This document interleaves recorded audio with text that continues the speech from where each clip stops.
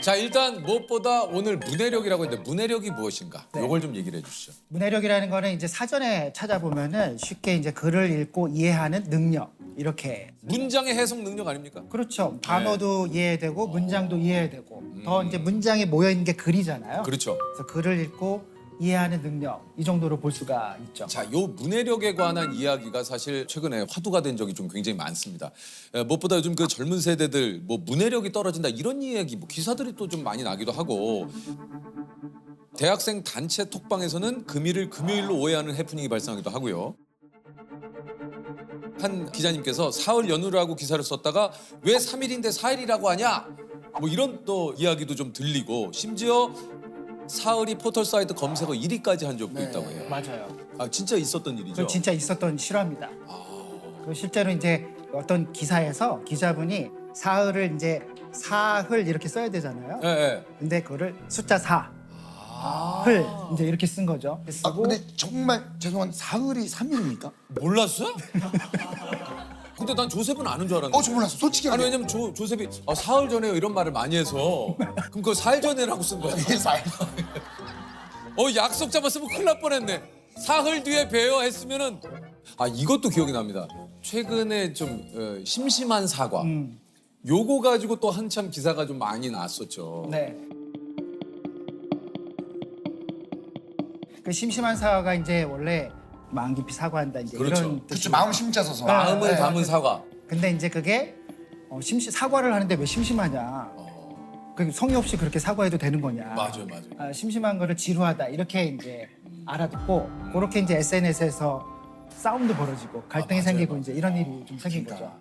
비단 그 젊은 세대의 문제가 또 아닌 것 같은 게 수학여행 가정통식문의 중식 제공을 보고 왜 한식이 아니라 중국 음식이냐? 네. 예, 그 학교에서 교과서는 도서관 사서 선생님께 반납하세요. 예. 이런 문구를 보면 학부모님이 이제 그것도 잘못 알아두셔서 교과서를 직접 사서 반납하는 그런 일도 좀 벌어집니다. 그런 일이 또 벌어집니다. 그런 일이 뭐 실제로 있습니다. 아. 이제 어휘라는 게 기본적으로 언어의 재료예요. 그러니까 우리가 이제 요리를 할 때도 맞아요. 신선한 재료, 다양한 재료가 있어야 국도 끓이고 찌개도 끓이고 볶음도 하고 찜도 하고 이러잖아요. 어휘도 마찬가지로 내가 여러 가지 말들을 많이 알고 있으면은 나의 감정을 좀 섬세하게 표현할 수 있고 맞아요. 상황 설명도 잘할 수 있고 맞아. 서로의 감정도 잘 교류할 수 있고. 예. 그래서 네. 여기 이제 그 오늘 준비한 게 중학생 자녀들을 대상으로 한 어휘력 테스트라고 해요. 자, 자녀의 어휘력은 중학생 자녀에게 아래 상자에 담긴 단어의 뜻을 적게 해보라. 세 단어 이상 정확한 뜻을 썼다면 평균 정도의 어휘력 수준이 셉니다. 자, 신압으로. 저는 이거 좀 뭐- 약간 신나는 느낌이 신나요? 신나불어. 죄송합니다. 이게 원래 의신연스럽다는 이제 어떤 뭔가- 느낌이에요? 의신연스럽다는 그야말로 의신연스럽다. 그러니까 조셉 뭔가 칙칙하다. 을신연을 얘기해줘야 돼. 침울하다. 뭔가 어. 어두침침하다. 스산하다. 스산하다. 스산하다. 이런 느낌. 그러니까 믿었다. 요거는 제가 조셉 얘기해 보세요. 요건 최근에 배웠습니다. 네. 믿음직스럽다가 믿었다. 믿음직스럽다. 네, 요건 제가 이제 들었어요. 왜 믿었다 하길래 맨 처음에 뭐 믿음이 없어 했는데 오히려 그게 아니더라고요. 네. 자, 과연 우리 친구들은 뭐라고 오답을 썼을지. 뭐라고 썼을까요? 대관절. 대관절. 대체 뭐라고 했을까요? 뭐 이렇게. 뭐 가장 큰 절이라고 하지 않았을까요? 큰 관절. 요거 쓸 것 같아요. 큰 관절. 맞죠. 신압으로. 정도구나. 신압. 조셉 맞췄네. 개편하다. 가재는 개편이다 이런 거 생각하지 않을까? 걔 정말 편하다. 개편하다. 오금 5개의 금. 그 스님 같이 생긴. 스님 그 예쁘다? 신나부. 약간 신나불어? 죄송합니다. 근데 이게 교수님 또 한편으로는 막 근데 그런 거 요즘 쓰지도 않는 표현을 뭐하러 그거 알아? 그게 그렇게 중요해? 이럴 수 있거든요. 그럴 수 있죠. 예. 네. 그래서 사실 이제 그 말을 뭐 몰라서 그렇다기보다는 이제 세대 간 경험이 굉장히 다르기 때문이에요. 그래서 세대 간 차이가 있는 거는 우리가 충분히 좀 이해할 필요가 있어요. 네. 근데 그럼에도 불구하고 제가 항상 10대로 사는 게 아니잖아요. 맞아요. 더 다른 위치, 다른 역할을 하면서 살아가게 되는데 그때 필요한 말들이라는 게 기본적으로 필요한 말들이라는 게 있거든요. 맞습니다. 또 사람의 관계도 이렇게 보면 우리가 어떤 말을 어떻게 쓰는가에 따라 관계가 좋아지기도 하고 뭐 틀어지기도 하고 이런 일들이 생기잖아요. 아 지금 교수님 얘기 들으니까 그게 생각나요. 요즘 진짜 그런 얘기 많이 하잖아요. 습관적으로 짜증나, 뭐 개 짜증나. 그렇죠. 네. 짜증나로 다 뭉뚱그려서. 그러니까 뭐 예를 들면 저 가게 갔는데 생각보다 줄이 길어서 네. 좀 내가 불편해 라든가 이런 것들도 그냥 다 짜증나. 짜증나는 그 한마디로 다 퉁치는 거죠. 맞아요. 뭐 예를 들면은 이제 요즘 많이 쓰는 말들, 뭐 킹받는. 이걸로도 많이 하죠. 아, 킹받네. 근데 이게 연인끼리도 그렇고 친구들끼리도 그렇고 싸움이 일어나는 이유가 네. 나 오늘 안 나가고 싶어. 왜? 아니 짜증나. 뭐가 짜증나는데? 그치. 그냥 짜증난다니까. 그러니까 뭔지를 알려줘. 아까 그런 말 하지 마. 그냥 짜증나. 나 지금 짜증나니까 말 시키지 마. 그러니까 난 짜증 안 나? 그러는데 진짜 너무 킹 같네 정말 진짜. 왜 킹받냐고. 이게 사실 언어 사용하는 게 어. 사실 좀 에티켓이에요. 사람에 대한 예의고 이게 교감하는 활동인데 이게 섬세한 언어들을 썼을 때 더 정확하게 표현할 수 있고 맞아. 또 상대가 더 잘 이해할 수 있고. 근데 모든 걸 이제 어떤 하나의 말로서 그냥 모든 걸 이제 그냥 넘어가는 것들이 어떤 면에서 좀 게으른 거죠. 교수님의 지금 이 얘기를 들으니까 이 생각이 나요. 그러니까 내 감정을 평소에 표현하고 내 생각과 마음을 정리해서 문장과 단어로 표현을 하는 연습이 돼 있으면 이런 사람과의 대화가 그렇게 네.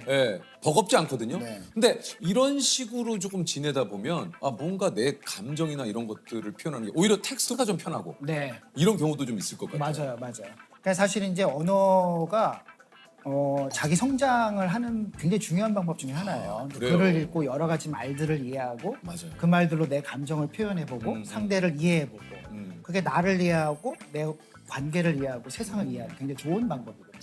여러 가지 요인이 있겠지만 이게 좀 가장 큰 이유는 뭐가 있을까요? 문해력이 떨어지는. 아무래도 이제 우리가 글을 읽고 쓰는 상황, 그다음에 사람들과 언어로 소통하는 이 환경 자체가 굉장히 많이 바뀌었어요. 바뀌었죠. 네.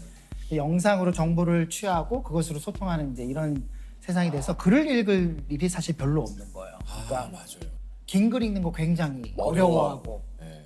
그러니까 예를 들면 대학 교실에서 우리 다음 주에 논문 하나 읽고 공부할 거야 이러면 표정이 안 좋아져. 그다음에 책 한 권 읽고 뭐 써오는 거 이런 것도 굉장히 어려워하고요. 어려워요. 네. 그다음에 이제 학부모님들 아이들한테 야 글 읽어라 책 읽어라 맞아요. 뭐 이렇게 얘기하지만 가정통신문 안 읽으시거든요.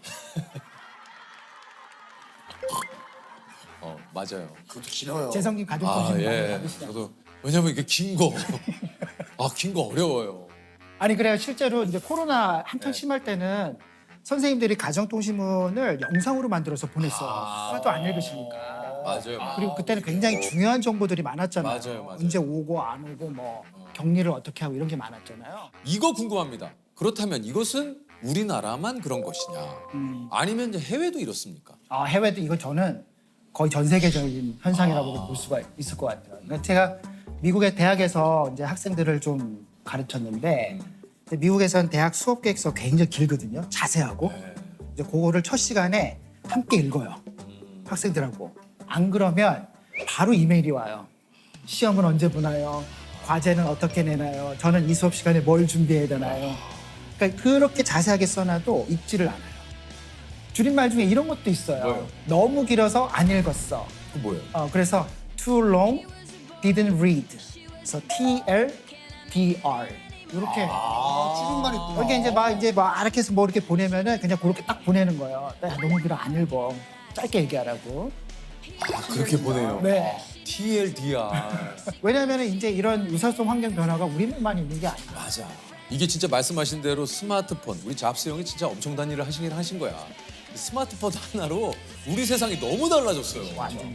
어떻게 해야 사실인지 아닌지 구분할 수 있는 방법도 좀 있습니까? 네, 사실은 이제 개인이 그 팩트 체크라고 그러잖아요. 네. 그거 자체를 하는 거 그렇게 쉬운 일은 아니거든요. 그거 사실 기자들도 하기 어려운 일인데 그거 진짜 어렵죠. 어렵잖아요. 우리가 어떤 정보를 봤을 때 던질 수 있는 질문은 한 3가지 정도 있어요. 뭡니까? 간단하게. 첫 번째는 이 정보 뒤에 누가 있는가.